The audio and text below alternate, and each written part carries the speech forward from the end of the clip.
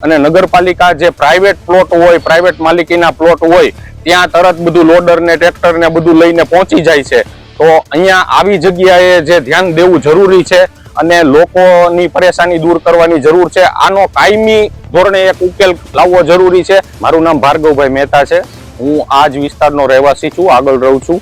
અત્યારે આપણે જે ઊભા છીએ એ બરોબર ગજાનંદ રેસિડેન્સીની સામે માદલિયા મંડપવાળો રોડ, ત્યાં ચક્કરગઢ રોડ ઉપર આપણે અત્યારે હાલ ઊભા છીએ।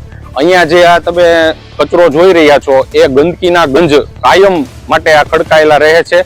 અને અત્યારે તમે જુઓ તો ચોમાસું અને ડેન્ગ્યુ, મેલેરિયા જેવા ગંભીર મચ્છરજન્ય રોગની ઉત્પત્તિ હોવા છતાં નગરપાલિકા ધ્યાન નથી દેતી અને નગરપાલિકા જે પ્રાઇવેટ પ્લોટ હોય, પ્રાઇવેટ માલિકીના પ્લોટ હોય ત્યાં તરત બધું લોડર ને ટ્રેક્ટર ને બધું લઈને પહોંચી જાય છે।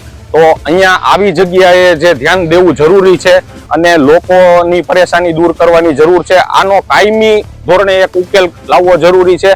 અહીંયા આ વિસ્તારના લોકો ત્રાહિમામ પોકારી ગયા છે। આ ગજાનંદ રેસિડેન્સીનું જો આપણે એડ્રેસ આપવું હોય તો ઉકરડાની સામે ગજાનંદ રેસિડેન્સી અમરેલી એવું પણ એડ્રેસ આપી શકીએ એવું મને લાગે છે। આજે દરેક લોકોએ સમજવાની જરૂર છે અને નગરપાલિકાએ ખાસ આ બાબતે વિચારી અને આનો કાયમી ધોરણે ઉકેલ લાવવો જરૂરી છે એવી મારી માંગણી છે।